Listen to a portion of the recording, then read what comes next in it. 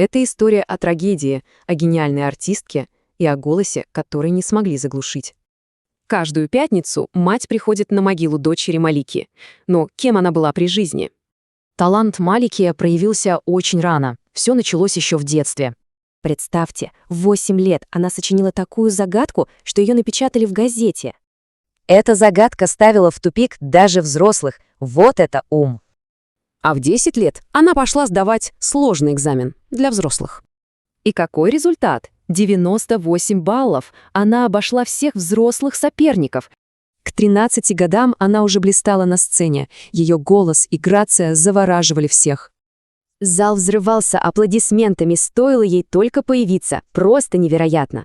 Такая смелость была у нее в крови, ведь она внучка знаменитого уйгурского командира. Но главное ее наследие — это стихи. По ним потом писали знаменитые песни.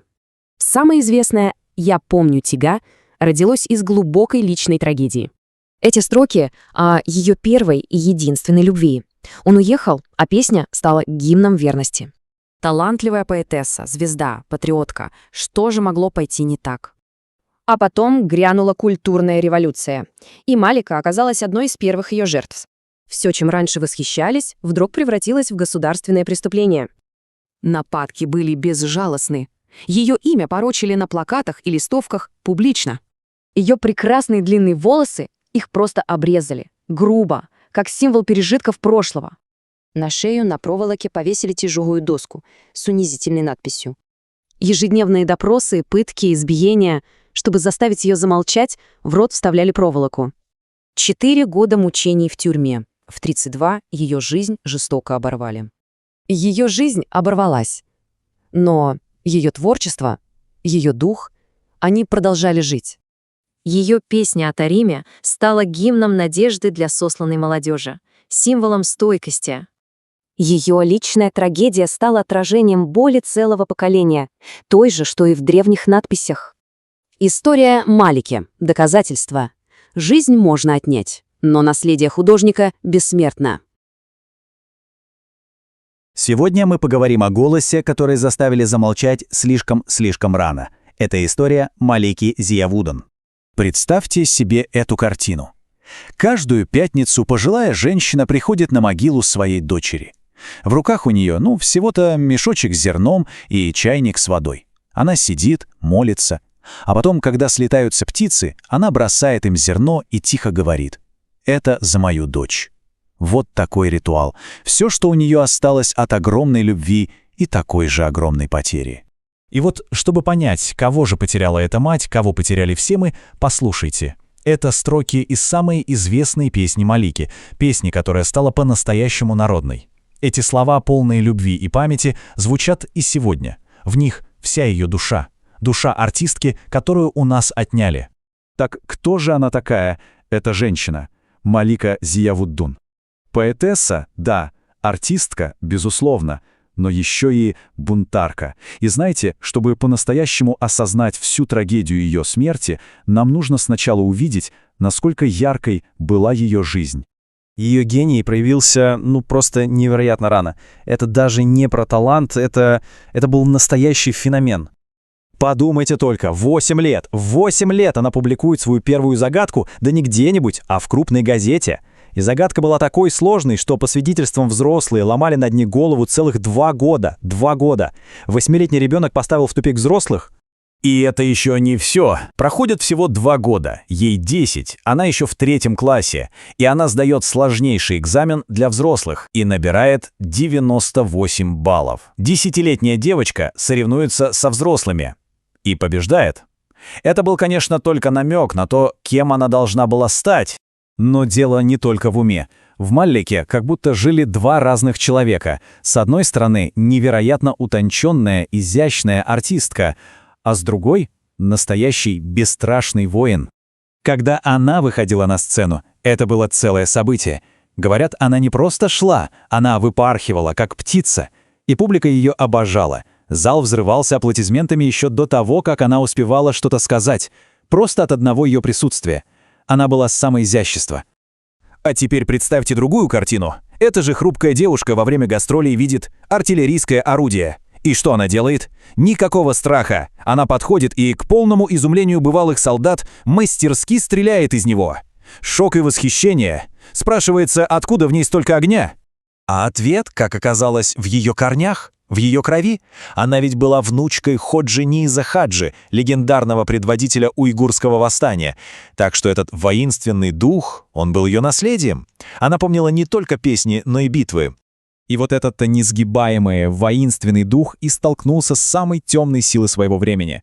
Тут наша история делает очень резкий и очень страшный поворот.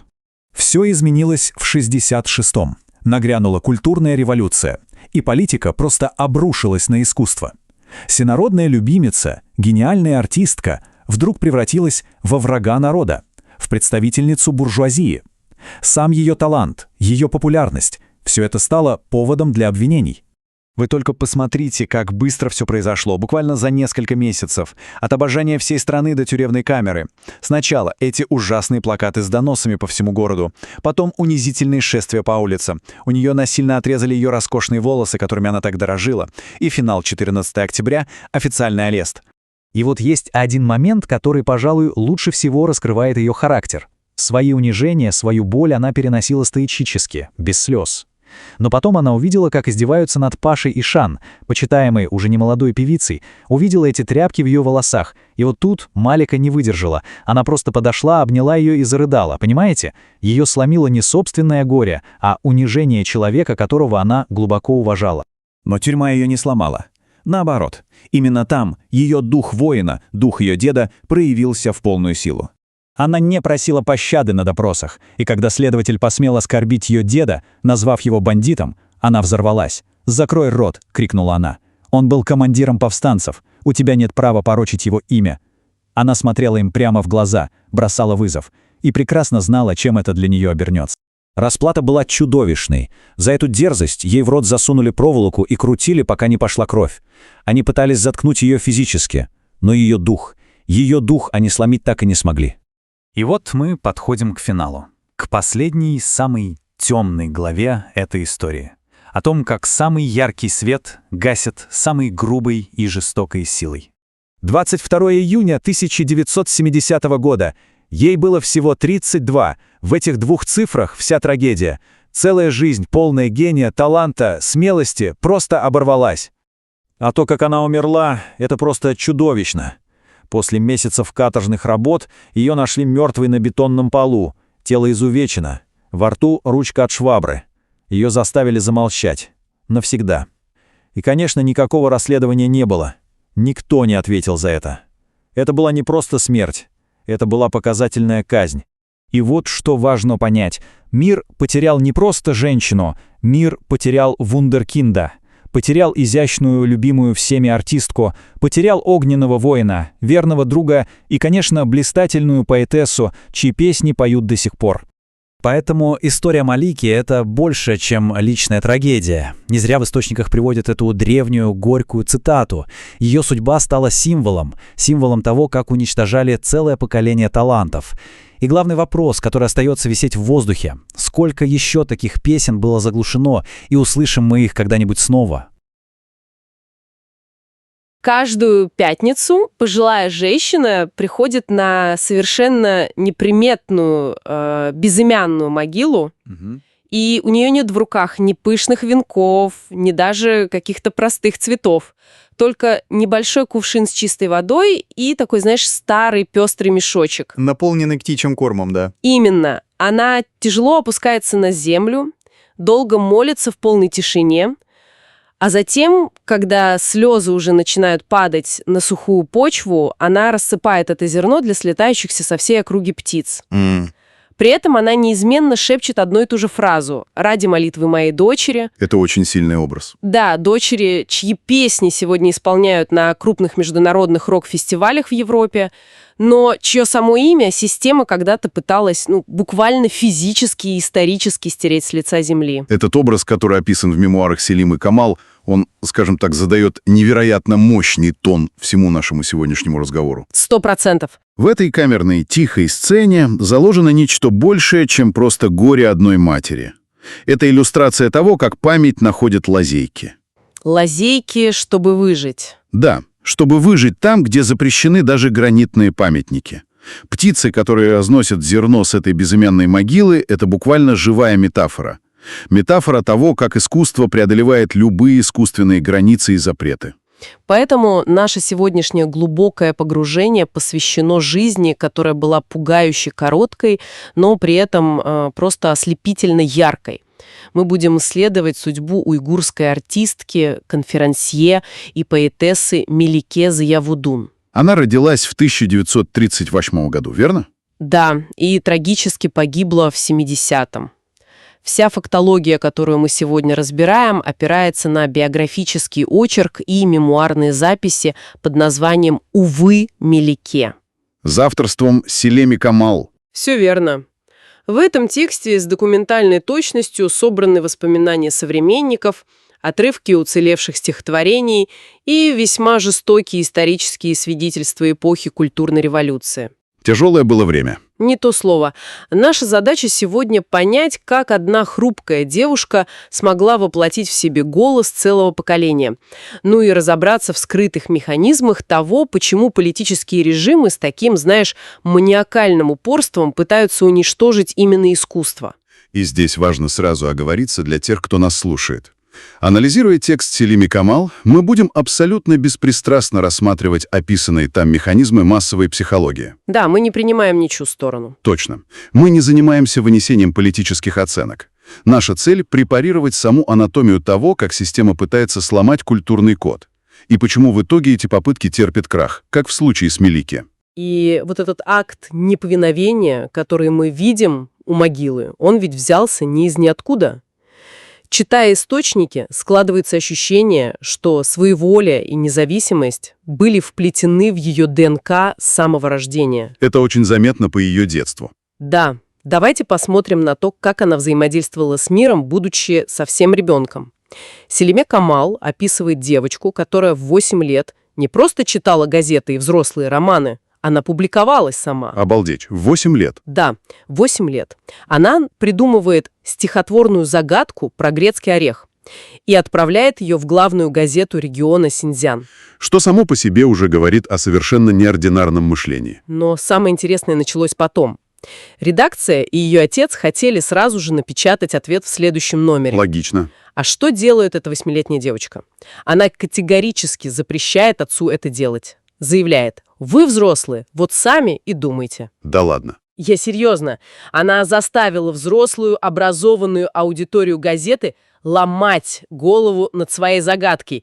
И знаешь, когда напечатали ответ? Через пару недель? Через 2 года. Ничего себе. Затем в возрасте 10 лет она отправляется сдавать вступительный экзамен в школу подготовки кадров.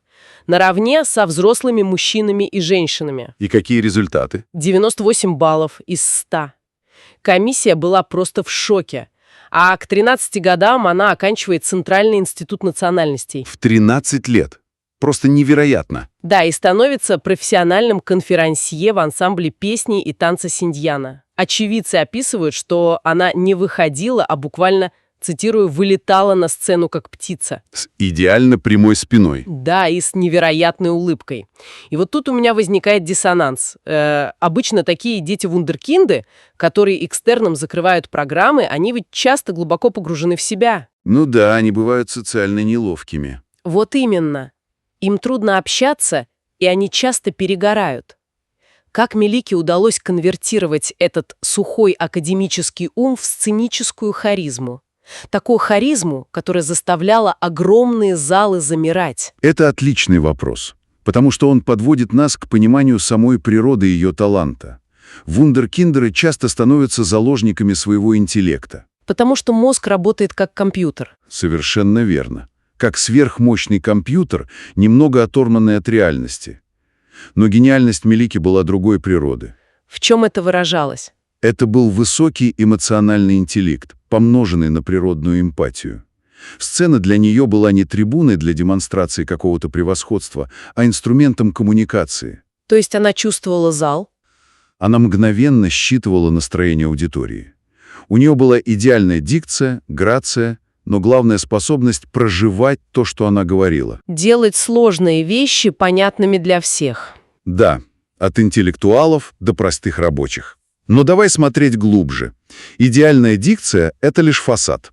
Чтобы удерживать внимание толпы, нужна невероятная внутренняя сила. И если мы копнем в источник, мы увидим корни этой силы. Ее дедом был Хаджи Нияз Хаджим. Легендарный полководец. Да, лидер Кумульского восстания 30-х годов против колонизатора Шен-Шицая. Человек, который вел за собой массы людей под пули. И это, знаешь, бесстрашная кровь проявлялась в ней весьма неожиданно. Автор мемуаров приводит поразительные контрасты из ее жизни. Вот один эпизод. 59-й год. Мелике едет в составе делегации к военным в провинцию Фудзиянь. Идут учения артиллерии. Грохот стоит такой, что другие артисты в ужасе затыкают уши. Прячутся, наверное. Да. А что делает хрупкая девушка-конферансье? Спокойно подходит к тяжелому орудию, на ходу разбирается в сложном механизме и сама производит выстрел. Солдаты, должно быть, были в оцепенении. Полном. А с другой стороны, мы видим абсолютную нежность. Она находит осиротевшего детеныша Джейрана, забирает его домой, терпеливо выкармливает, и этот дикий олененок каждый день ждет ее дома, как преданная собака. Это очень показательный контраст. Еще деталь. В 1964 году, когда коллеги бегут на танцы, она отказывается идти. Вместо этого проводит ночь в компании известных поэтов. Таких как Армия Или. Да, он же Нимшихид. Они сидят до утра и обсуждают сложную классическую поэзию Алишера Наваи. Ну слушай, я хочу здесь немного возразить. Давай. Когда мы слышим эту историю, хрупкая девушка стреляет из пушки, спасает дикого олененка и читает классику вместо танцев, тебе не кажется, что это звучит слишком кинематографично? Понимаю твой скепсис. Мы не слишком романтизируем ее образ, как умение выстрелить из орудия соотносится с внутренней свободой. Но смотри, со стороны это действительно может звучать как набор литературных тропов.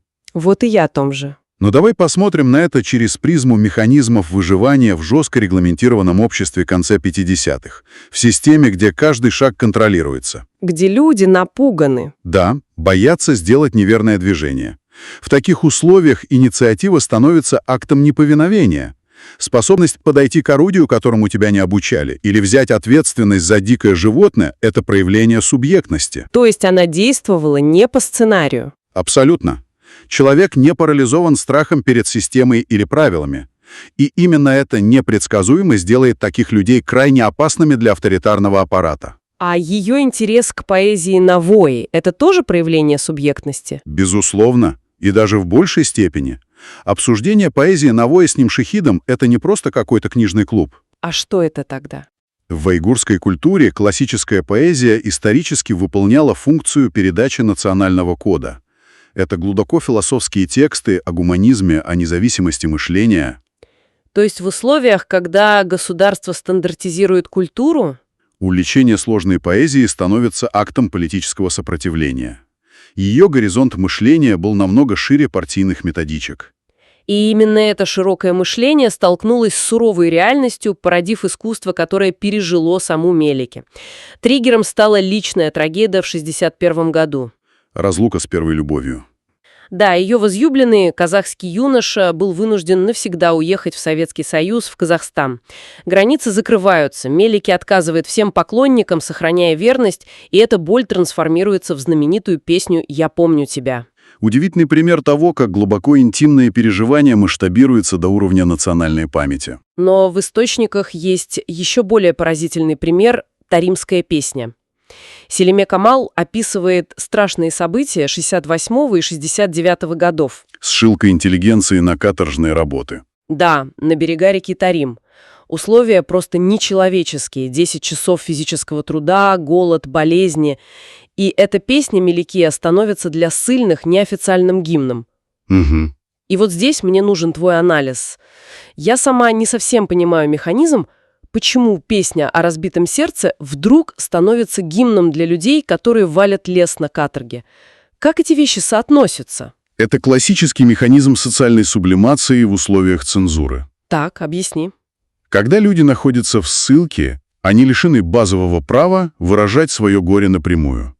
Они не могут петь о том, что у них отняли свободу. Их бы просто расстреляли за это. Вот именно. Но человеческая психика нуждается в выходе для этого колоссального коллективного стресса.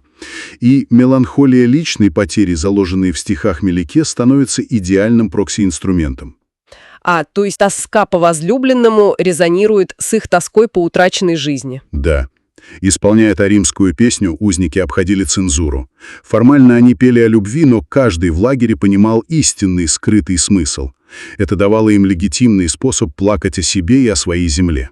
И этот способ работает до сих пор. Эти песни звучат на международных фестивалях в Финляндии, Германии. Перхат Халик делает на них крутые рок-аранжировки. Да, искусство продолжает жить. Но давай вернемся в те темные годы. Статус Мелике как морального компаса, ее популярность сделали ее мишенью во время культурной революции. И система начала не с физического уничтожения, а с уничтожения репутации. На жесткой проволоке, на голову высокий бумажный колпак. И обрезают волосы. Да, ее роскошные длинные волосы грубо обрезают, назвав пережитком прошлого. И в источнике есть сцена, от которой просто мороз по коже. Другую певицу Пашу Ишан подвергают тем же издевательствам. Ужасная сцена. Ей в волосы вплетают грязные половые тряпки, заставляют бить в медный таз и кричать «Я демон». Кошмар. И Мелики, которая до этого сносила все с абсолютно сухим лицом, увидев подругу, не выдерживает. Она разрыдалась и бросилась ее обнимать прямо на глазах у хунвибинов. Эта сцена точно передает механизм работы таких сессий критики. Задача публичных унижений не просто наказать человека. Это психологический инструмент дегуманизации. Показать толпе, что кумир — ничтожество. Именно.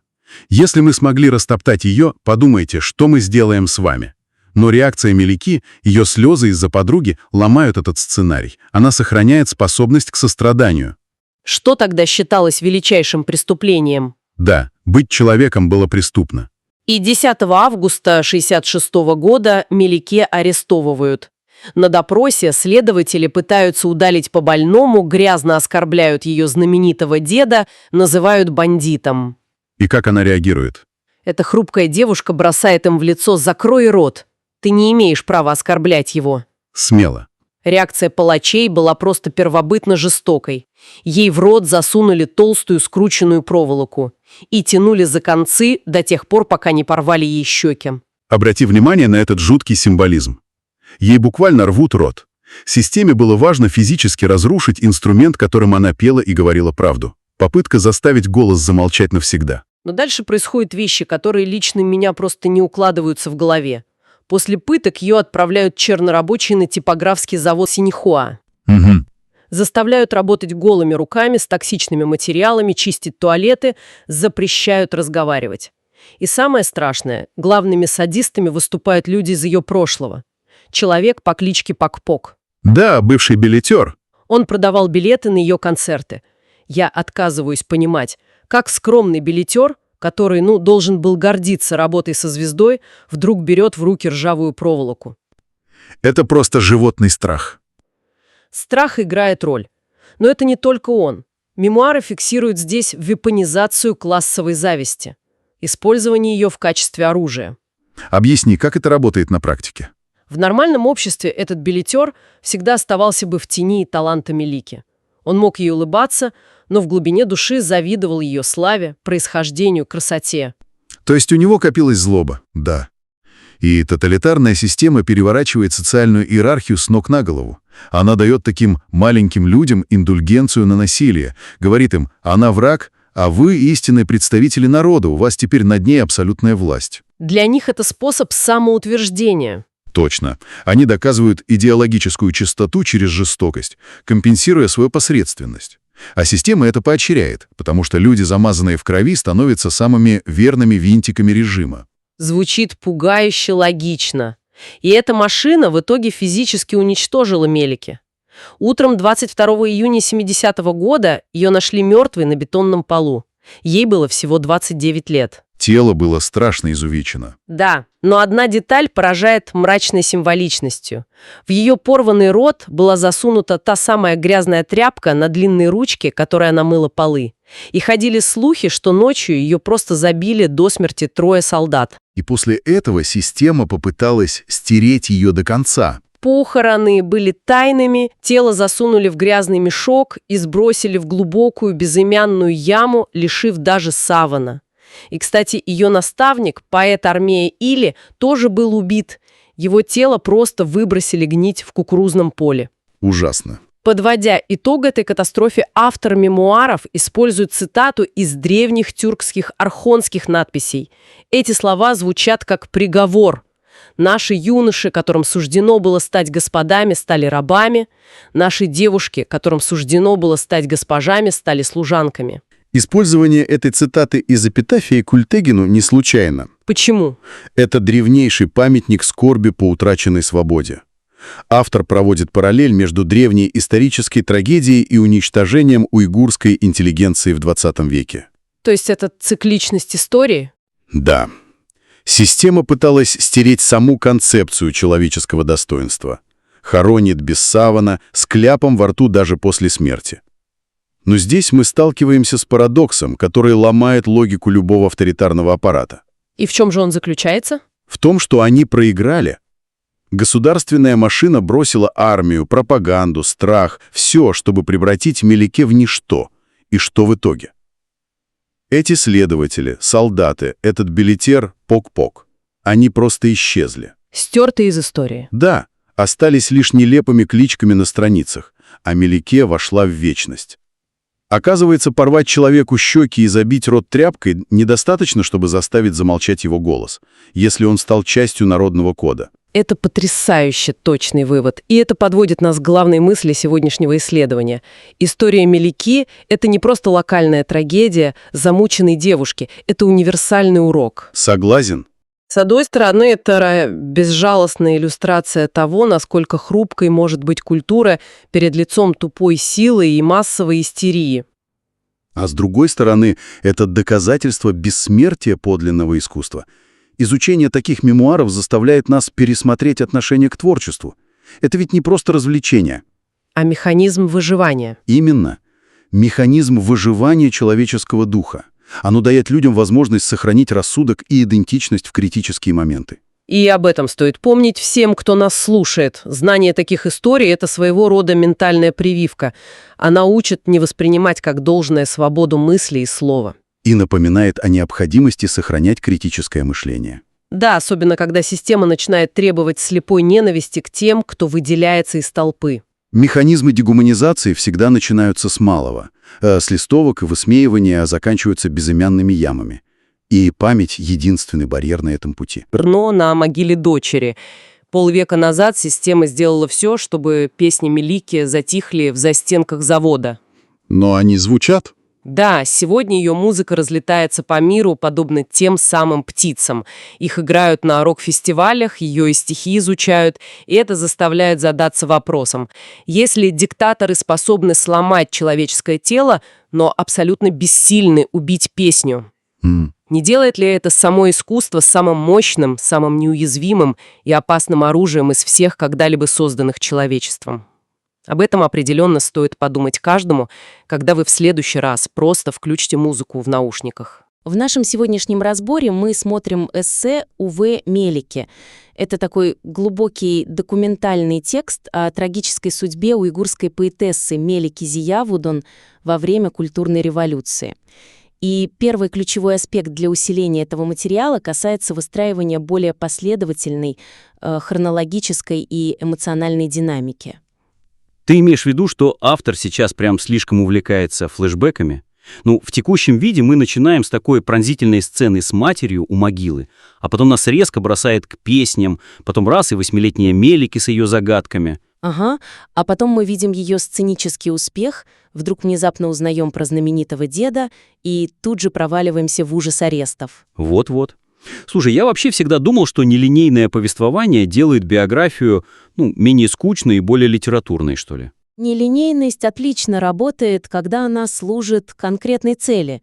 Например, когда читатель распутывает какую-то тайну вместе с героем. Но здесь слабость текущего подхода в том, что вот эта фрагментарность размывает нарастающее напряжение. Читатель попросту не успевает в полной мере прочувствовать неотвратимость надвигающейся трагедии. То есть мы заставляем читателя постоянно прыгать по десятилетиям туда-сюда? Да, и его мозг тратит когнитивную энергию на то, чтобы, сориентироваться во времени, понять, сколько сейчас героине лет, кто у власти.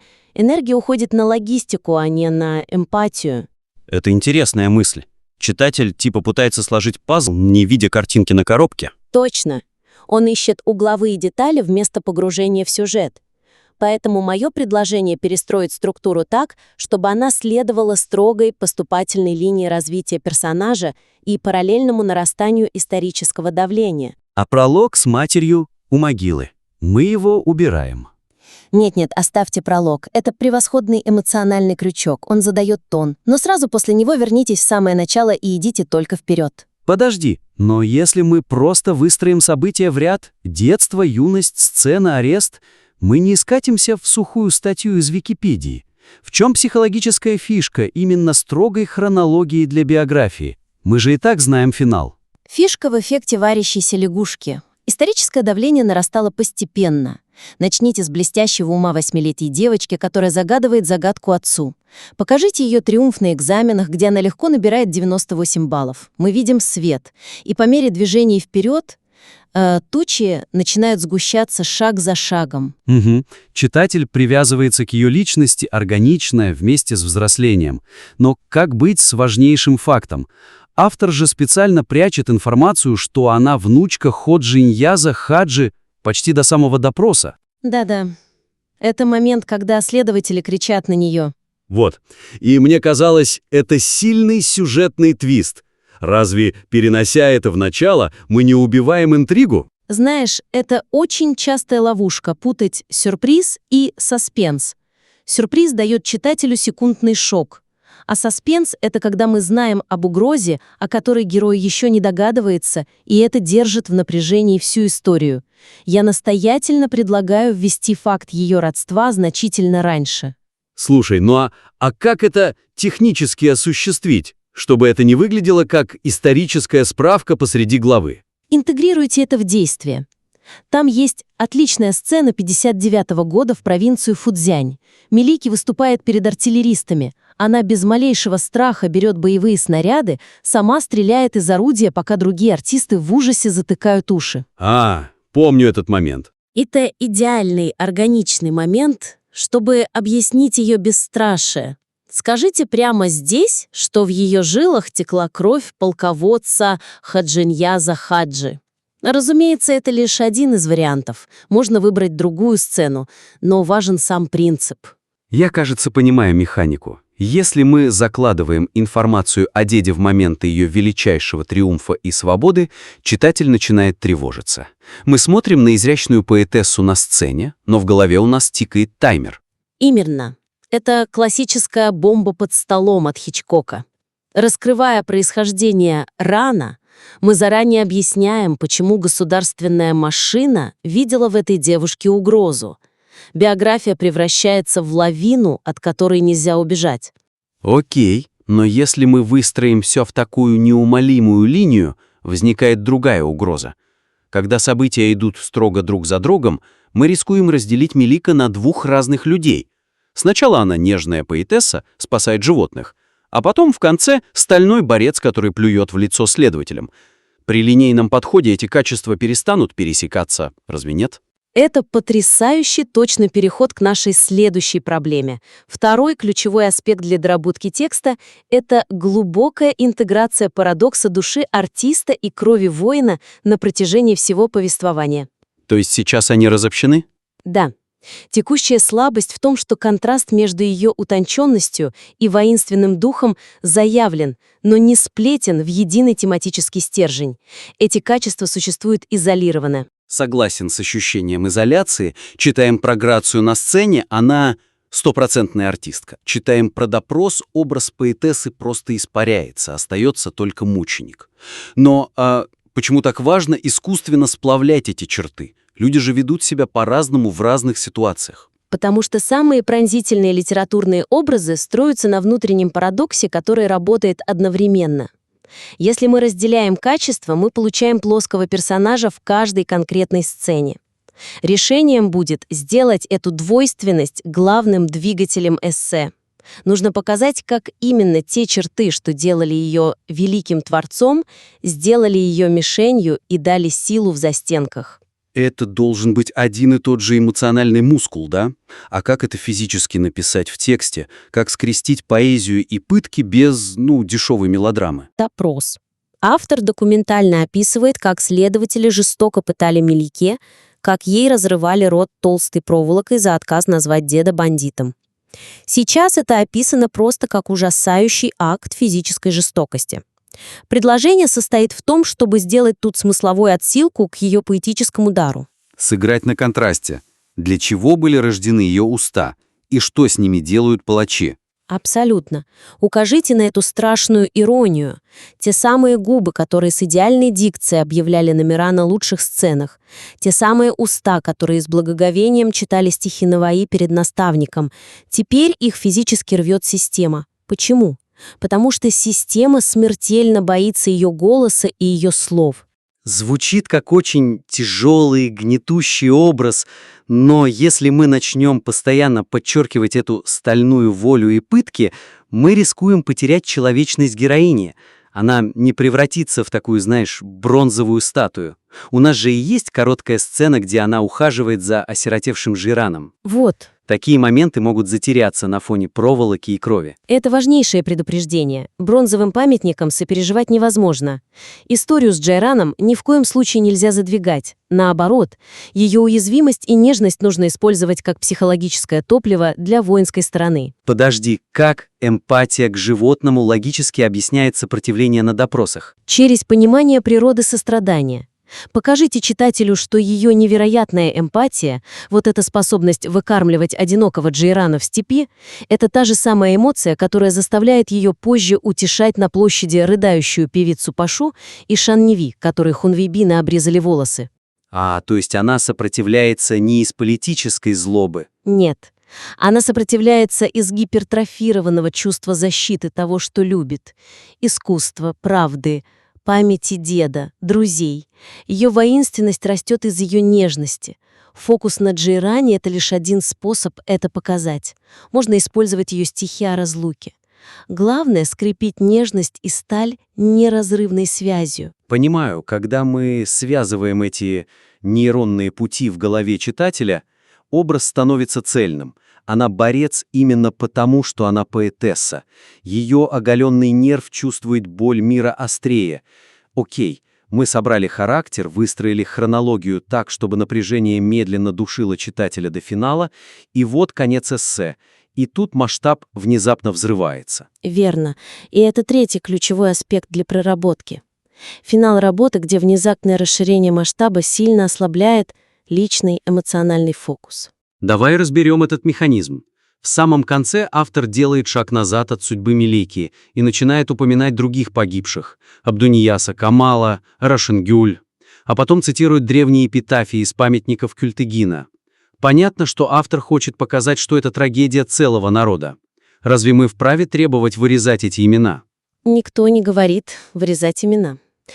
Слабость этого приема кроется исключительно в когнитивных ограничениях эмпатии. Читатель только что прошел персональный ад вместе с Мелеки.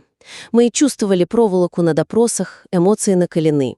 И в этот момент кульминации текст резко переключает оптику на макроуровень. И мозг не способен сопереживать списком имен так же остро, как одному живому человеку. Да. Происходит психическое онемение. Эмоции стремительно рассеиваются. Мы не можем плакать над статистикой или абстракциями. То есть, пытаясь охватить боль всего народа, автор парадоксально снижает уровень боли читателя. Историческую трагедию обратно в конкретные личные физические образы из начала эссе. Создать классическую кольцевую композицию. Провести читателя через эмоциональное бутылочное горлышко. От нации обратно к микроскопическому горю. Да. В качестве конкретного шага сохранить эту мощную философскую цитату Кюльтегина, про то, что юноши стали рабами, а девушки прислугой. Это превосходный смысловой потолок. Но сразу после нее, в следующем абзаце, резко сузьте фокус обратно. Вернитесь к образу одинокой матери из первого абзаца. Это даст ощущение завершенности. Но что мать должна физически делать в этой сцене, чтобы это не выглядело как, просто формальная рамка? Покажите ее действия в мельчайших деталях, как эта пожилая женщина стоит на коленях у безымянной могилы и медленно насыпает зерно для птиц из маленького мешочка. И пусть эти слетающиеся птицы станут осязаемой метафорой неутихающих песен Мелики, в тексте же сказано, что песня Тарима до сих пор звучит в народе. Пусть птицы, клюющие зерно, воплощают эти песни, которые разлетаются по миру. Знаешь, что еще блестяще работает в этой концепции? Контраст физических фактур. Всю вторую половину текста мы видим тяжелые, мертвые символы репрессий. Толстая проволока, деревянные таблички на шиях, бетон, тележки для мусора с телами. Система состояла из индустриального железа. Железо против плоти, да? Да. И в самом конце мы видим горсти простого зерна, маленький кувшин с водой, птиц. Это хрупкая органика, которая парадоксально оказалась прочнее металлической машины хунвейбинов. Металл заржавел, а мать все еще кормит птиц, и песни звучат.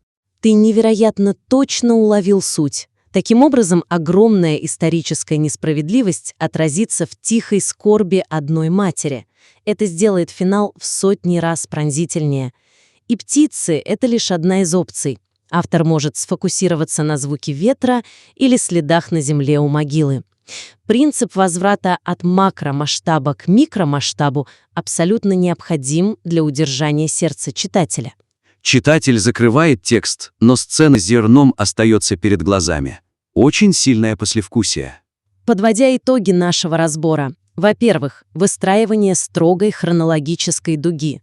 Раннее раскрытие тайны происхождения героини заменит эффект сюрприза на выматывающий саспенс. Во-вторых, интеграция парадокса поэтессы и воина в единый монолит. Мы сшиваем сострадание с яростным сопротивлением, чтобы показать уста, рожденные для поэзии, принимают удар системы именно потому, что они отказываются лгать. И в-третьих, кольцевая композиция в финале, искусственное ограничение фокуса и заземление глобальной трагедии через возврат к голю матери и птицам у могилы создает то самое бутылочное горлышко, многократно усиливающее удар по эмоциям. Этот текст уже несет колоссальную ценность. Он спасает имя выдающегося человека от забвения. Собирать такие истории — это тяжелый, но абсолютно необходимый труд. Мы присоединяемся к этому чувству и приглашаем автора внедрить эти инструменты и прислать обновленный материал нам снова. Доработка этих узлов поможет превратить суровое историческое свидетельство в безупречный литературный механизм эмпатии. Механизм, который физически не отпустит читателя, заставляя его нести эту боль и красоту дальше. Сегодня мы проводим разбор биографического эссе о выдающемся таланте и трагическом убийстве уйгурской артистки Мелики Зиавудун в годы культурной революции. И, знаешь, переходя сразу к главному, хронологические и смысловые скачки между творческими триумфами героини и ее трагическим финалом создают эмоциональный диссонанс, который очень сильно ослабляет общее воздействие текста. Да, я тоже это заметил. То есть в предоставленном материале мы видим невероятно многогранную личность.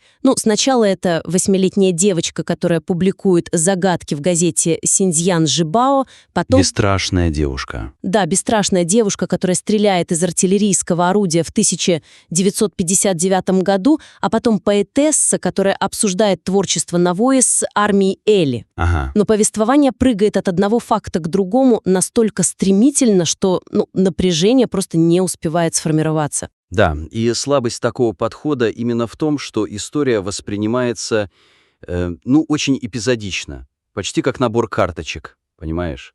Которые просто перетасовали без оглядки на внутреннюю логику развития событий. Точно, как слайд-шоу какое-то. Именно. Вот смотри, сначала мы погружаемся в славу ее песен, таких как «Сэния Слеймен», а затем текст резко отбрасывает нас назад. В детство. Да, в детство к школьным экзаменам. А сразу после этого мы читаем о ее работе конферансье. Затем внезапно всплывает факт ее родства с лидером восстания 30-го года Ходжани Азам Хаджимом. И буквально в следующем абзаце читатель уже оказывается втянутым в подробные сцены невыносимых пыток. Из-за этого мы не чувствуем, как тучи сгущаются, понимаешь? Катастрофа просто падает на нас сверху. Слушай, знаешь, я хочу здесь немного поспорить. Давай. Потому что, когда я читала эти переходы, я задумалась, а не было ли это намеренным ходом автора. Исторические катаклизмы часто ощущаются именно так. То есть вчера ты обсуждал поэзию, а сегодня бац, и мир рухнул. Как снег на голову. Да. Возможно, автор пытался передать вот этот шок от внезапности культурной революции. Жизнь ведь не развивается по законам классической трехактной структуры. Она, хаотична. Слушай, это очень справедливый вопрос. Действительно, история часто лишена изящной структуры. Но биографическое эссе — это ведь не просто хроника или протокол. Ага. Это литературное произведение, которое должно провести читателя через определенный эмоциональный опыт. Если мы просто обрушиваем на читателя шок ради шока, мы лишаем историю причинно-следственных связей. Читатель остается, дезориентированным. То есть теряется нить. Да. Внезапность работает только тогда, когда к ней есть хотя бы скрытые предпосылки. Когда мы не видим надвигающейся грозы, а просто мгновенно промокаем под дождем, мы испытываем скорее недоумение, чем катарсис. Я поняла. То есть, если использовать архитектурную аналогию, текст сейчас похож на дом, в котором прекрасные, богато украшенные комнаты соединены какими-то случайными коридорами. Угу. И в конце вы просто падаете в подвал, потому что там, тупо забыли построить лестницу. Нет несущей конструкции, которая бы удерживала все это вместе и направляла движение. Слушай, очень точное сравнение. И поэтому предложение по улучшению состоит в том, чтобы реорганизовать структуру вокруг центрального тематического якоря. Какого именно? Двойственности натуры героини. В ней ведь отчетливо читаются два начала – душа поэта и кровь воина.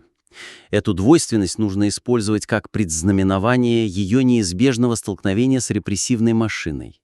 Исторические факты ни в коем случае не нужно удалять. Да, они слишком ценные. Абсолютно. Их просто нужно расположить так, чтобы каждый успех Мелики, каждое проявление ее яркой индивидуальности воспринимались читателем как шаг к краю пропасти. Мы должны сделать так, чтобы ее таланты и ее происхождение работали как бомба замедленного действия.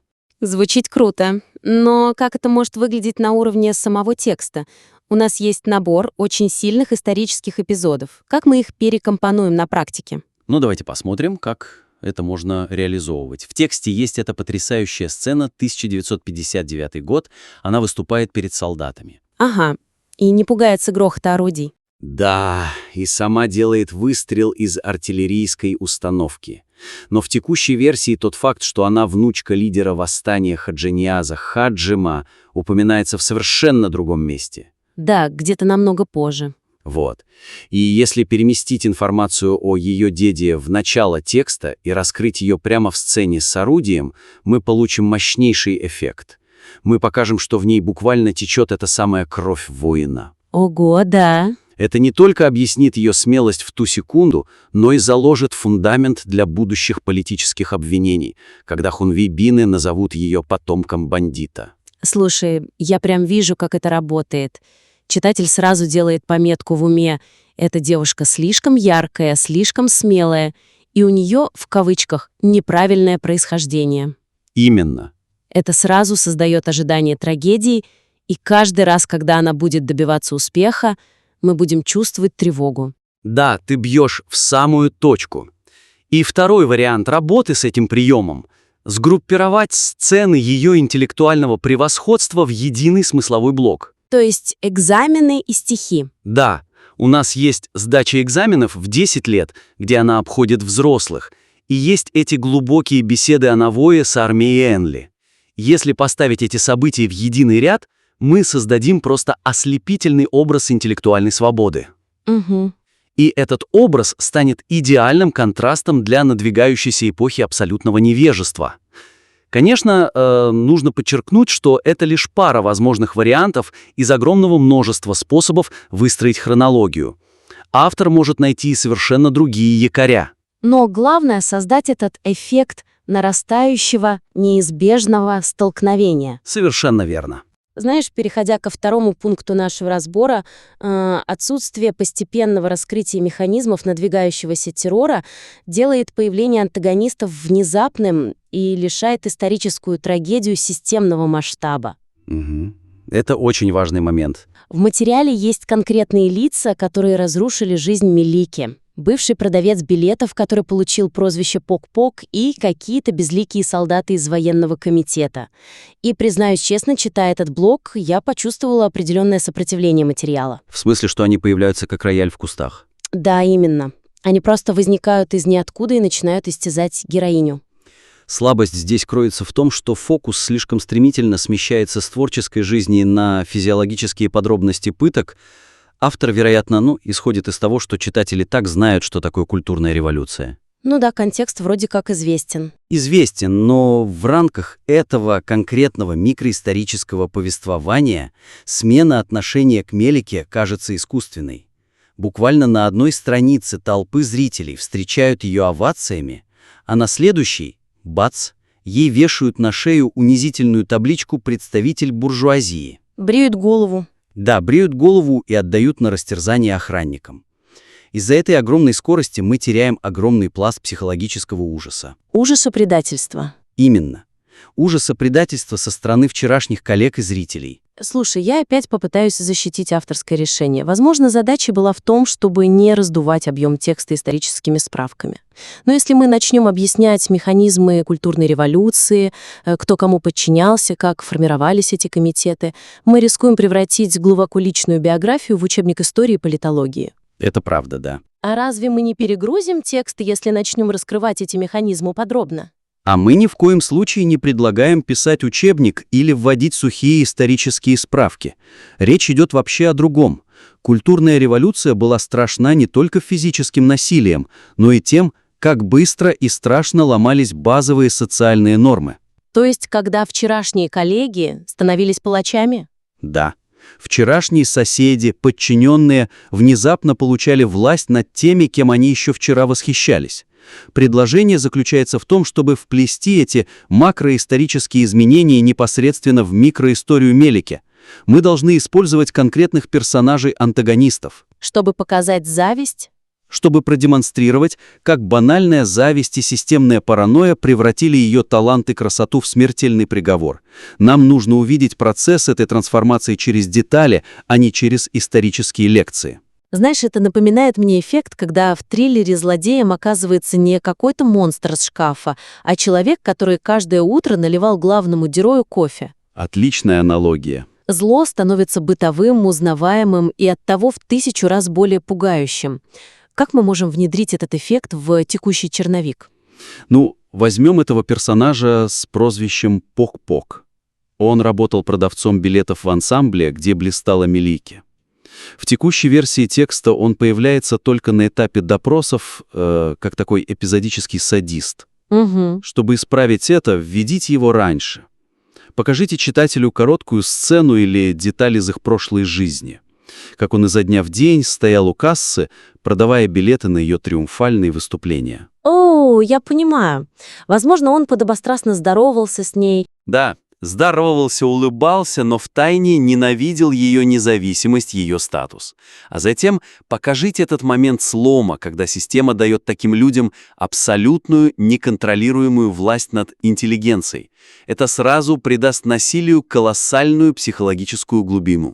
Это очень сильный ход. Мы даем читателю возможность прочувствовать инверсию социальных ролей. Это показывает лицо самой системы, состоящей из, маленьких завистливых людей. Да. И второй пример касается сцены публичного унижения Меликея и великой певицы Паши Ишан. Их ведь заставили бить в таз и называть себя демонами. Жуткая сцена. Здесь автору стоит сделать акцент на абсурдности происходящего, используя детали, которые уже есть в тексте. Упоминаются прекрасные длинные волосы Мелике, которые она тщательно расчесывала перед выходом на сцену. Ага. Покажите, как эти волосы, символ ее женственности и артистизма, внезапно объявляются 4 пережитками и грубо обрезаются. Красота становится криминалом. Разумеется, это лишь один из десятков возможных способов показать эту трансформацию. Автор может выбрать другие детали. Ее платье, стихи. Ее манеру говорить, что угодно, что завистники могли превратить в оружие против нее. И этот акцент на деталях плавно подводит нас к третьему пункту, к тому, как текст открывается и закрывается. Метафорическое обрамление текста эпическими тюркскими эпитафиями в финале ощущается оторванным от камерной, глубоко личной сцены у могилы во вступлении. Да, это очень бросается в глаза. В начале эссе мы читаем очень тихую, трогательную сцену, где мать Мелики каждую пятницу приходит на безымянную могилу дочери. У нее в руках маленький чайник с водой, она поливает скромные цветы и рассыпает из пестрого мешочка зерно для птиц. Очень интимный момент. Очень. А финал обрушивает на нас просто монументальную отсылку к древним архонским надписям, культигена, к вечным камням с высеченной фразой «Наши благородные сыновья стали рабами, чистые дочери служанками». И обе эти метафоры, если рассматривать их по отдельности, работают превосходно. Вступление задает тон такой пронзительной личной скорби, а финал поднимает историю до уровня национальной трагедии. Но они не стыкуются. Да, слабость заключается в том, что между ними нет диалога. Текст открывается болью одного человека, а завершается обращением к древним камням. Из-за того, что эти образы существуют в полной изоляции, композиционная структура остается незамкнутой. Финальный аккорд как бы повисает в воздухе. Потому что он не возвращает читателя к изначальной эмоции. Точно. Для меня это было похоже на прослушивание музыкального альбома, где первая песня — это тихая акустическая баллада под гитару, а последний трек — это внезапно вступивший симфонический оркестр. Ага. Который играет совершенно другую мелодию. Да. Ты слушаешь и не понимаешь, как одно связано с другим, но я опять же пытаюсь понять логику автора. Возможно, он хотел показать эволюцию, от частного горя к общему. Если мы начнем их смешивать, не потеряем ли мы масштаб? Слушай, масштаб теряется не от смешения, а от отсутствия корней. Глобальная трагедия всегда должна опираться на конкретную человеческую боль, иначе она превращается просто в пафосную статистику. Хорошо сказано. Когда мы резко переключаемся на архонские камни, мы отдаляемся от самой Мелеки. Предложение состоит в том, чтобы синтезировать микротрагедию материнской скорби из вступления с макротрагедией национальной потери в финале. Мы должны создать строгую кольцевую композицию. То есть, где древние камни предков и безымянная скромная могила Мелеки станут единым символом. Именно так. Но создание такого моста требует очень тонкой стилистической работы. Как мы можем объединить образ старенькой мамы с чайником и тысячелетние камни предков, так, чтобы это не выглядело, искусственно пришитым друг к другу? Решение кроется в поиске параллелей между вечным и сиюминутным. В финале, когда текст обращается к надписям на камнях, культигина, можно провести прямую, недвусмысленную смысловую линию к безымянной, оскверненной могиле, о которой мы читали в прологе. Угу. Покажите читателю, что судьба Мелеки — это не просто случайный эпизод культурной революции. Это живое воплощение той самой древней боли, о которой писали предки на камне. Эти чистые дочери, ставшие служанками, это она и есть. То есть мы делаем ее историю современным продолжением этого древнего текста. Да. А как быть с визуальными образами? Как вернуть в финал саму мать с ее мешочком зерна? Вот это самая сильная часть возможной правки. Свяжите эти эпические камни с повседневными рутинными действиями матери. Можно подчеркнуть в заключительном абзаце, что те самые хрупкие цветы, которые мать заботливо поливает из чайника, и те самые птицы, которых она кормит каждую пятницу, это единственный живой памятник Мелеки. Вау! У нее ведь нет своего величественного камня, как у правителей древности. Эта скромная могила, ухоженная дрожащими руками матери, заменяет ей вечные архонские эпитафии. Камни прошлого и цветы настоящего говорят об одном и том же бесконечном горе. Да мурашек просто. Разумеется, у автора есть бесконечное множество творческих подходов, которые можно применить для создания этой кольцевой структуры. Мы предлагаем лишь один из вариантов для размышления. Знаешь, это звучит так, будто мы берем судьбу целого народа и бережно помещаем ее в этот маленький пестрый мешочек с зерном. Очень поэтично, да. Это сжатие масштаба до размеров человеческого сердца делает финал по-настоящему сокрушительным, и это замыкает текст, превращая его в целостный механизм, где каждая деталь работает на общий смысл. Совершенно верно.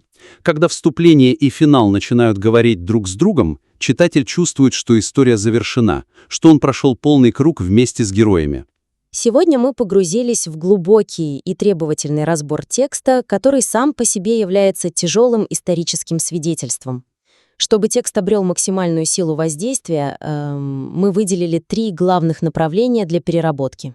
Давай резюмируем. Во-первых, стоит реорганизовать хронологию так, чтобы выдающееся происхождение и таланты Мелеки стали предзнаменованием ее надвигающейся трагедии. Угу. Бомба замедленного действия. Во-вторых, необходимо раскрыть механику террора, интегрировав повседневных антагонистов в ранние этапы истории, чтобы продемонстрировать читателю инверсию социальных ролей. Наш пок-пок. Да.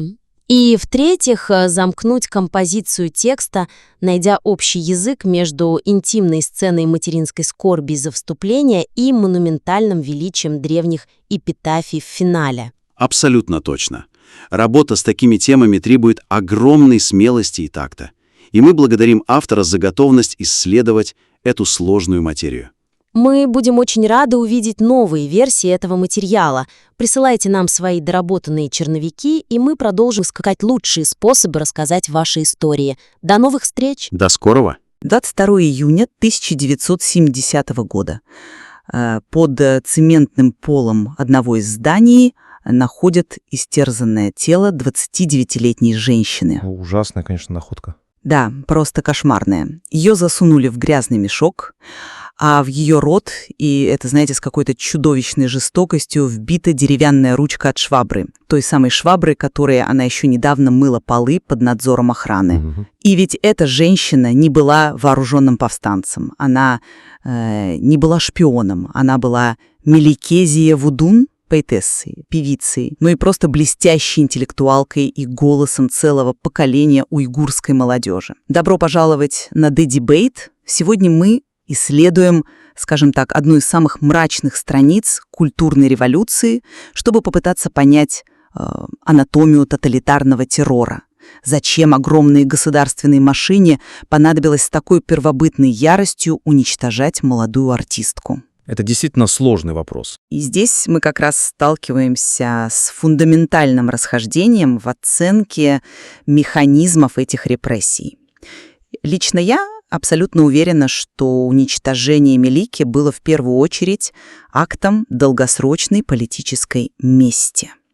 В глазах системы она была просто ходячей мишенью, из-за своей родословной. Ее дед был легендарным лидером восстания, и машина террора как бы просто сводила исторические счеты, наказывая предков через их потомков. Я, конечно, вижу, почему вы делаете такой сильный акцент на ее происхождение, но позвольте мне предложить совершенно иную перспективу. Давайте. Родословная Мелики была лишь удобным предлогом, знаете, таким триггером для системы. Истинным же катализатором вот этой невероятной жестокости стала ее собственная интеллектуальная и культурная мощь. Система испугалась вовсе не призрака ее деда. А чего же тогда? Она испугалась ее независимого ума, ее колоссального влияния на молодежь и, главное, ее искусство, которое разрушало тот идеологический вакуум, который создавал режим.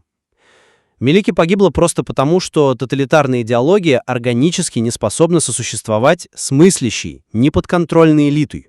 Что ж, чтобы разобраться в этом, нам нужно погрузиться в контекст. Согласитесь, невозможно понять судьбу Мелики, вообще не понимая, кем был ее дед Ходжаньяс Хаджим. Для наших слушателей, которые, возможно, не знакомы с историей региона, Ходжаньяс не был просто каким-то локальным авторитетом. О нет, масштаб фигуры там был огромный. Вот именно. В 1930-х годах он возглавил масштабное уйгурское восстание против Шэн Ши Цая. Это был такой жестокий китайский милитарист, который управлял Синьцзяном фактически как независимый диктатор. Ходжаньяс поднял людей в Кумале, его войска дошли аж до Кашгара, он стал абсолютным символом вооруженного антиколониального сопротивления. Исторический факт. И когда мы смотрим на то, как государственная машина перемалывала Мелики спустя 30 с лишним лет, мы видим не борьбу с культурой. Мы видим, классическую политическую вендетту. Режиму нужно было вырвать этот корень неповиновения. В логике тоталитаризма вина передается по наследству. Мелики была для них не поэтессой, она была, генетическим продолжением угрозы. Это сильный аргумент. И я не отрицаю символический вес имени ее деда, но смотрите, давайте посмотрим на саму Мелики до того, как политическая машина вообще решила использовать этот ярлык. Если бы она была просто тихой, ничем не примечательной внучкой мятежника, ее судьба могла бы сложиться иначе. Вы думаете, ее бы пощадили? Я думаю, она не стала бы мишенью номер один, но она с самого раннего детства демонстрировала пугающий для стандартизированной системы уровень интеллекта. Представьте себе картину: 8-летняя девочка публикует сложную авторскую загадку в главной республиканской газете «Синьцзян Жибао». 8 лет, да. Но в 10 лет она сдает экзамен в школу подготовки кадровых работников на 98 баллов из 100, обходя взрослых, уже сформировавшихся людей. Пока ее ровесники играли на улице, она ночами читала тяжелые, серьезные романы, такие как «Рабы». То есть она формировала себя как самостоятельную культурную силу. И когда мы читаем официальные обвинения, которые выдвинули хунвейбины, там звучат слова о распространении ядовитых идей. Режим преследовал ее именно за способность генерировать смыслы, которые государство не могло контролировать. Я слышу вас. Но давайте будем осторожны с тем, как мы интерпретируем официальные обвинения хунвейбинов. Вы упоминаете ядовитые идеи и буржуазное влияние. Но мы же прекрасно понимаем, как работают репрессивные системы. Ну, они используют удобный язык, да. Именно. Чтобы легитимизировать уничтожение человека, им нужно облечь свои истинные мотивы в язык текущей политической повестки. Публичное обвинение — это всего лишь театр. И чтобы понять истинные мотивы, нам нужно сравнить этот публичный фасад с тем, что происходило за закрытыми дверями допросных камер. Согласен, контраст всегда показателен. Но я бы не стал так легко списывать со счетов этот публичный театр. То, как именно система решает унизить человека публично, обнажает ее истинные страхи. Давайте вспомним, как именно расправлялись с Мелики на улицах. Ей повесили на шею тяжеленную деревянную доску с надписью «Представитель буржуазии». Да, типичный метод культурной революции. Надели высокий издевательский бумажный колпак. Но самое показательное, хунвейбины публично остригли ей длинные волосы, объявив их одним из 4 пережитков. Вы имеете в виду вот эту кампанию по уничтожению старых идей, культуры, обычаев и привычек? Именно. И послушайте, это не было случайным актом хулиганства. Зачем режим атакует эстетику?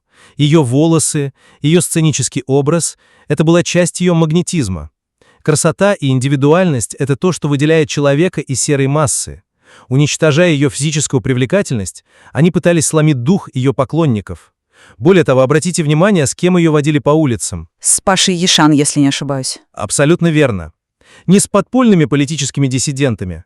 Ее вели рядом с Пашей Яшан, еще одной легендарной певицей, лауреатом международного фестиваля в Варшаве. Пашу заставили бить в старый таз и кричать на всю улицу «Я демон!». Я пела желтые упаднические песни. Ужасающее унижение. Да. И этот перформанс, доказывая, целью системы было растоптать именно культурных авторитетов. Они хотели показать толпе, что искусство бессильно перед партийным сапогом. Это звучит логично, если мы смотрим только на улицу. Да, они использовали лозунги культурной революции, потому что это был самый удобный инструмент эпохи. Но истинный сценарий, тот самый мотив, о котором мы спорим, проявился не на площади, а во время первого же допроса 14 октября 1966 года. Так. Мелике заводят в комнату. Как вы думаете, о чем ее спрашивают хунвейбины? О ее загадках в газете? О том, какие романы она читала в детстве? Полагаю, нет. Нет. Первый же вопрос звучал так. Ты внучка Ходжи Ньяза. Все. Вот суть. Они требовали, чтобы она публично признала своего деда бандитом. И вот здесь происходит самое страшное. Когда Мелике наотрез отказывается предать память семьи и заявляет, что Ходжи Ньяз был героем, боровшимся с тиранией Шиншицая, знаете, что делают палачи? Да, я читал эти показания. Они берут скрученную металлическую проволоку, засовывают ей в рот и тянут, пока не начинает хлестать кровь. Ох, это просто в голове не укладывается. Эта животная первобытная жестокость не имеет абсолютно ничего общего с борьбой против буржуазного искусства. Это была прямая реакция на ее отказ предать кровь деда. Они наказывали в ней мятежника. Деталь с проволокой невыносимо жестока. Но, знаете, я прихожу к диаметрально противоположному выводу из этого факта. Давайте зададимся вопросом. Почему именно проволока? И почему именно в рот? Мелика была певицей. Но это физическое воздействие. Подождите, она была гениальной ведущей концертов, чей голос с идеальным произношением завораживал тысячные залы. Ее голос был ее главным инструментом, ее властью над умами. Разорвать ей рот проволокой — это не просто пытка, это глубоко символический акт оскопления таланта. Они пытались заставить замолчать поэта. Но ведь они требовали отречения от деда. Да, но когда интеллектуала заставляют отречься от своих корней или своих убеждений, это попытка разрушить его идентичность изнутри. И то, с каким достоинством она перенесла эти пытки, подводит нас к важнейшему вопросу. В чем была природа ее непоколебимости? Откуда в молодой женщине взялась эта титаническая сила, которую так боялась система? Я очень рада, что мы подошли к этому, потому что ответ на этот вопрос, как мне кажется, просто цементирует мою позицию. Ее характер, ее абсолютное бесстрашие — это было прямое наследие ее семьи. Вы имеете в виду генетику? Можно сказать, она обладала тем, что называют генами воина. Система не могла ее сломить, потому что перед ними сидела не просто напуганная артистка, а плоть от плоти командира повстанцев. Вспомните поразительный эпизод 1959 года задолго до репрессий. Мелике 16 лет. Она в составе ансамбля приезжает на артиллерийскую батарею в провинцию Фудзянь. Да, учебные стрельбы. Начинаются стрельбы. Артисты, которые привыкли к тишине библиотек и мягкому свету сцены, они в ужасе затыкают уши и прячутся от грохота орудий. А что делает Мелике? Она подходит к пушке. Именно. Она не просто подходит, она хладнокровно изучает механизм, просит разрешения и сама успешно производит выстрел из тяжелого артиллерийского орудия. Солдаты в полном восторге, просто качают ее на руках. Современники прямо говорили, что в этот момент в ее венах забурлила кровь полководца. Она физически не могла сдержать этот боевой импульс перед лицом орудия. Поразительная история. И режим с его параноидальной подозрительностью не мог не чувствовать эту генетическую опасность. Они видели в ней бомбу замедленного действия. Ее убили именно потому, что распознали в ней несгибаемого врага из враждебного рода. Лики. Ее мужество к неким генам воина значит обесценивать ее собственный путь. Смелость не передается по наследству, как цвет глаз. Ее стойкость была результатом ее эмпатии, ее глубокого интеллекта и способности мыслить независимо от навязанных догм. Давайте посмотрим, как она использовала свой выдающийся ум. Она ведь не пошла в горы с винтовкой. Она писала тексты песен. Возьмите ее песню «Сани Эслейман», «Вспоминая тебя». Песня, посвященная ее первой любви, юноше, который уехал в СССР в начале 60-х. Казалось бы, сугубо личная лирика. Да, личная. Но как она сработала в условиях тоталитаризма? В 1968 и 1969 годах начинается массовая высылка образованной молодежи в деревне. Десятки тысяч молодых людей отправляют в суровые условия бассейна реки Тарим. И для понимания, это не просто трудовой лагерь на природе. Это изнуряющий ад. Это песчаные бури, это испепеляющая жара, по 10 часов изнурительного физического труда на полях, полная изоляция от внешнего мира и тотальное идеологическое давление. Цель режима — превратить этих образованных юношей и девушек в покорные винтики, выбить из них любые мысли, кроме цитат председателя. Угу. И что происходит? В этих бараках молодежь начинает шепотом петь Сани Эслейман. Песня Мелики становится для них чем-то вроде культурной контрабанды, нелегальной операционной системой для умов, которая помогала им выжить и сохранить человеческий облик. Ее поэзия давала надежду целому поколению. Понимаете масштаб угрозы? Режим стремился оставить массы бездуховных лидеров, а Мелики одним своим существованием, своим искусством срывала этот план. Безусловно, она вдохновляла. Она была опаснее любой вооруженной оппозиции. Смертный приговор ей подписал ее ум, а не дед. Ваша аналогия с культурной контрабандой очень точна, и я признаю, что ее влияние на молодежь было просто огромным. Но давайте будем реалистами и посмотрим на механику террора до самого конца. Если бы она была просто популярной поэтессой, чьи песни поют ссыльные студенты, ее участь, скорее всего, была бы иной. В каком смысле? Ее бы саму отправили в этот Тарим, заставили бы писать унизительные покаянные письма, публично каяться на собраниях, как это делали с тысячами других интеллигентов. Но с Мелики обошлись иначе. Ее не просто репрессировали, ее стирали из реальности с какой-то беспрецедентной маниакальной одержимостью. 8 месяцев полной изоляции. Да. Ее запирают в здании типографии, ей запрещают выходить на улицу, запрещают произносить хоть слово. Изо дня в день, на протяжении 8 месяцев, ее заставляют мыть полы и убирать грязные казармы солдат. Это методичное, садистское уничтожение достоинства. И финал. 22 июня 1970 года. Тот самый день. Ее убивают. И как они поступают с телом? Забивают в рот деревянную ручку от швабры, которой она работала, прячут истерзанное тело в мешок и закапывают под цементным полом, чтобы даже следа от нее не осталось. Послушайте, эта извращенная зоологическая ненависть не рождается из страха перед лирическими стихами о любви. Это страх перед символом, которым был Хаджи Нияз Хаджим. Это политическое желание сравнить с землей весь его род, унизить потомка великого лидера, буквально заткнув ей рот грязным инструментом принудительного труда. Эти детали физически тяжело обсуждать, но они действительно необходимы для понимания сути режима. Вы говорите, что такая ярость предназначена только для потомков политических лидеров.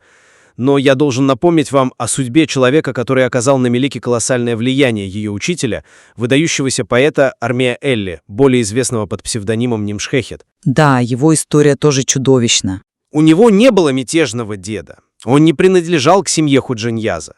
Но его постигла не менее кошмарная участь. Его избивали, пытали, и в итоге его останки были брошены на съедение собакам на кукурузном поле. Какой ужас. Мелике, к счастью, в свои последние дни не узнала о судьбе учителя. Но этот параллелизм доказывает мою правоту. Машина культурной революции с одинаковой, как вы выразились, животной яростью уничтожала именно интеллектуальную элиту. Интересная параллель. То есть вы считаете, что Нимшехид и Мелике — это как бы звенья одной цепи? Безусловно. Вспомните 1964 год. Пока другие ходили на обязательные официальные танцевальные вечера, чтобы демонстрировать лояльность системе, Мелике приглашала Нимшехида к себе домой. Они сидели и обсуждали философские стихи Алишера Навои о жизни и смерти. Она осознанно выбрала путь независимого мыслителя. Она сама выстроила свою сложную глубокую идентичность вдали от партийных методичек. Тоталитарные системы просто не выносят тех, кто способен создавать смыслы. Ее растерзанное тело под цементным полом — это не месть деду. Это панический ужас серости перед лицом ослепительного таланта, который она не может ни понять, ни подчинить. Я признаю, что преследование интеллигенции носило тотальный характер. Ваша аргументация о страхе режима перед независимой мыслью весома. Но я все же останусь на своих позициях. Тоталитарные системы мыслят категориями коллективной вины, исторических обид и генетических чисток.